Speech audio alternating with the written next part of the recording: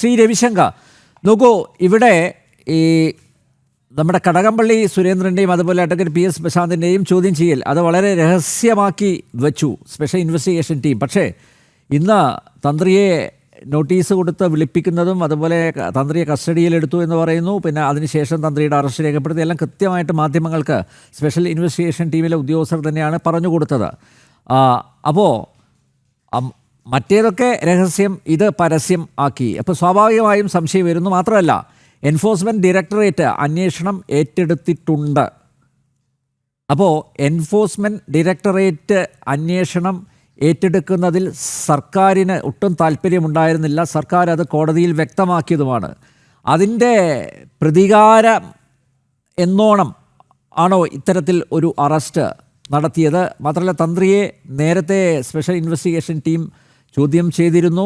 കഴിഞ്ഞ ദിവസം കോടതിയിൽ ഇടക്കാല റിപ്പോർട്ട് കൊടുത്ത സമയത്ത് കവർച്ചയിൽ ഇദ്ദേഹത്തിന് പങ്കാളിത്തമുള്ളതായിട്ടുള്ള സൂചനകളൊന്നും അതിലുണ്ടായിരുന്നില്ല, റിപ്പോർട്ടിൽ ഉണ്ടായിരുന്നില്ല. പിന്നെ എന്താണ് ഇന്ന് അറസ്റ്റിലേക്ക് നയിച്ചത്? നമ്മൾ ഈ വിഷയം ആദ്യമായി ചർച്ച ചെയ്യുന്ന ദിവസം അങ്ങ് ഓർക്കും എന്ന് ഞാൻ കരുതുന്നു. അന്ന് അങ്ങായിരുന്നു ചർച്ച നയിച്ചാളും ഞാനും ആ ചർച്ചയിൽ പങ്കെടുത്ത ആളാണ്.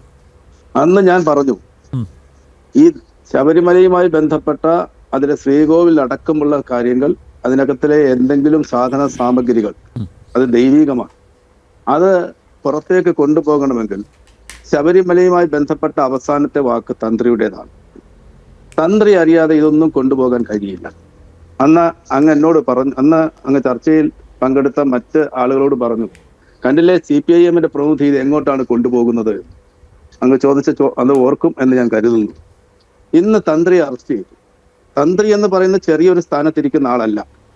ശബരിമലയുമായി ബന്ധപ്പെട്ടും കേരളത്തിലെ മറ്റു പല ക്ഷേത്രങ്ങളുടെയും താന്ത്രിക സ്ഥാനം വഹിക്കുന്ന ഒരു വലിയ ദൈവജ്ഞൻ എന്ന് വിശ്വാസികൾ കരുതുന്ന ആളാണ്.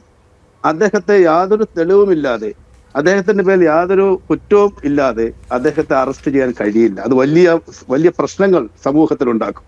അപ്പൊ തീർച്ചയായിട്ടും SIT കയ്യിൽ ബഹുമാനപ്പെട്ട തന്ത്രിയുടെ ഭാഗത്തു നിന്ന് ഉണ്ടായിട്ടുള്ള തെറ്റുകളെ സംബന്ധിക്കുന്ന കൃത്യമായ വിവരങ്ങൾ ഉണ്ട് എന്ന കാര്യത്തിൽ ഉറപ്പാണ്. ഇല്ലെങ്കിൽ തന്ത്രി അറസ്റ്റ് ചെയ്യാൻ പറ്റില്ല. അദ്ദേഹം വിശുദ്ധനായ ഒരാളാണ് എങ്കിൽ ഒരു കാരണവശാലും തന്ത്രി അറസ്റ്റ് ചെയ്യാൻ പറ്റില്ല. ഇന്നലെ കൂടി ബഹുമാനപ്പെട്ട കേരള ഹൈക്കോടതിയിൽ SIT കൊടുത്ത റിപ്പോർട്ടിൽ പൂർണ്ണ സംതൃപ്തിയാണ് അവർ പ്രകടിപ്പിച്ചത്.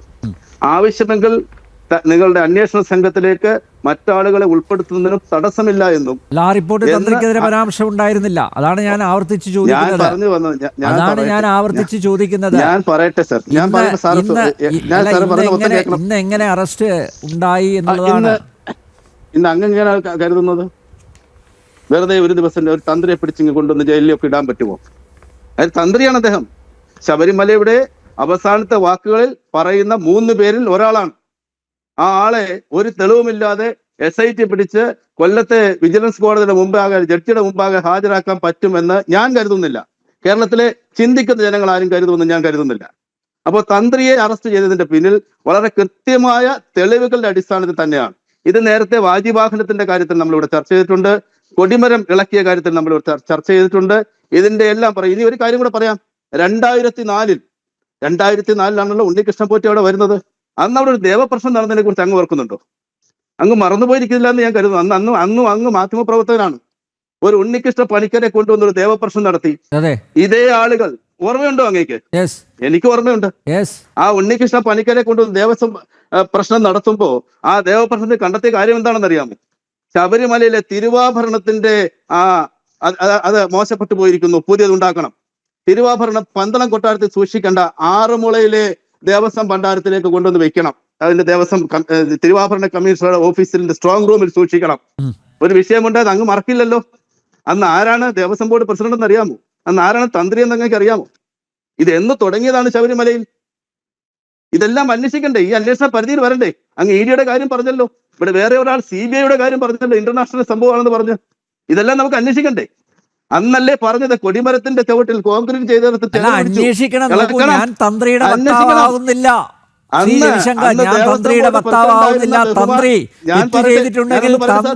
തന്ത്രി തെറ്റ് ചെയ്തിട്ടുണ്ടെങ്കിൽ തന്ത്രിയെ അറസ്റ്റ് ചെയ്യണം, തന്ത്രി ശിക്ഷിക്കപ്പെടണം. ഞാൻ പിന്നെന്തിനാ പേടിക്കുന്നത്? തന്ത്രിയുടെ നാക്കാവുന്നില്ല. പക്ഷേ എന്റെ ഇല്ല. സംശയം, ഒരു കാര്യം കൂടി. എന്റെ ഒരു ലളിതമായിട്ടുള്ള കാര്യം കൂടി. സംശയം ഇത്രയേ ഉള്ളൂ. ഇപ്പൊ ഉണ്ണികൃഷ്ണൻ പോറ്റിയുമായി തന്ത്രിക്ക് അവിശുദ്ധ ബന്ധമുണ്ട് എന്നൊക്കെയാണ് ഈ SIT. സംശയം എന്താണ് സർ? കേൾക്കൂ, ഞാൻ പറയുന്നൊന്ന് കേൾക്കൂ. ഈ ഇപ്പോൾ ഇത് പുറത്തു വന്നിട്ടുണ്ട്, തന്ത്രിക്കെതിരെയുള്ള SITയുടെ പരാമർശങ്ങൾ അതൊക്കെ പുറത്തു വന്നിട്ടുണ്ട്. അതിൽ പറഞ്ഞിരിക്കുന്നത് ആചാര ലംഘനം നടത്തുന്നതിന് തന്ത്രി കൂട്ടുനിന്നു എന്നുള്ളതാണ്.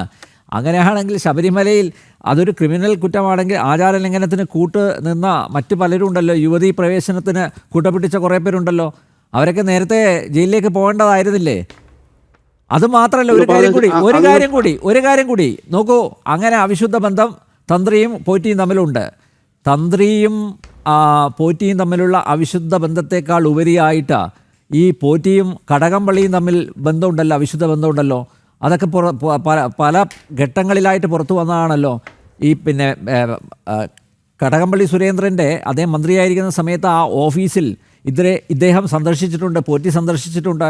മാത്രമല്ല പിന്നെ ബംഗളൂരു എയർപോർട്ടിൽ ഇവർ ഒന്നിച്ചിരിക്കുന്ന ദൃശ്യങ്ങൾ പുറത്തു വന്നിട്ടുണ്ട്.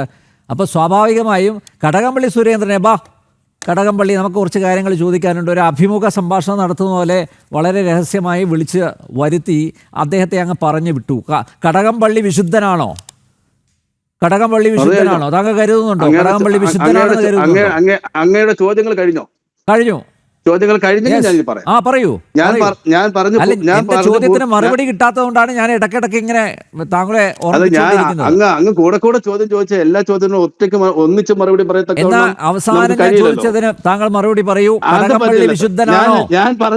ഞാൻ പറഞ്ഞ് പൂർത്തീകരിച്ച കാര്യം ഒന്ന് പറഞ്ഞോട്ടെ. ഞാൻ പറഞ്ഞുകൊണ്ടിരുന്ന 2004 ഒരു വിഷയമാണ്. ആ 2004 കൊടിമരം ഇളക്കുന്നതടക്കമുള്ള കാലഘട്ടത്തിൽ അത് ഇളക്കണം എന്ന് ദേവപ്രശ്നത്തിലെ ഉണ്ണികൃഷ്ണ പണിക്കരെ കൊണ്ട് പറയിച്ചതിന്റെ പുറകിലും തന്ത്രി ഉണ്ട് എന്ന് തന്നെയാണ് ഞാൻ വിശ്വസിക്കുന്നത്.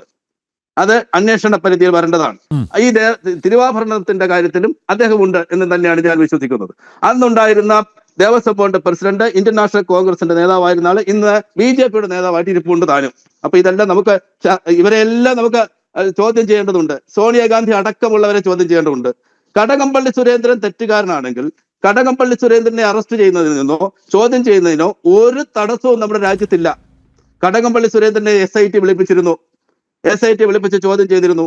ആ ചോദ്യത്തിന്റെ അടിസ്ഥാനത്തിൽ അദ്ദേഹം പറഞ്ഞ കാര്യങ്ങൾ അവർ ബോധ്യപ്പെട്ടതിന്റെ അടിസ്ഥാനത്തിൽ അദ്ദേഹത്തെ വിട്ടു. ഇനി ഉണ്ണികൃഷ്ണൻ പോറ്റി ബാംഗ്ലൂരിൽ പൂജ നടത്തിയിരുന്ന ക്ഷേത്രത്തിലെ തന്ത്രിയും ഈ തന്ത്രി തന്നെയാണ്. ഉണ്ണികൃഷ്ണൻ പോറ്റിയെ ആദ്യം ശബരിമലയിൽ എത്തിക്കുന്നത് ഈ തന്ത്രിയാണ്. ഉണ്ണികൃഷ്ണൻ പോറ്റിയെ പ്രധാനപ്പെട്ട പൂജാ കർമ്മങ്ങളിൽ പരികർമ്മിയായി കൂട്ടിയത് ഈ തന്ത്രിയാണ്. ഇതിന്റെ എല്ലാം പിക്ചറുകളും നമ്മുടെ നാട്ടിൽ പ്രചരിക്കുന്നുണ്ട്. ഇതൊന്നും അങ്ങ് കാണുന്നില്ല. അങ്ങ് ആകെ കാണുന്നത് കടകംപള്ളിയോടൊപ്പം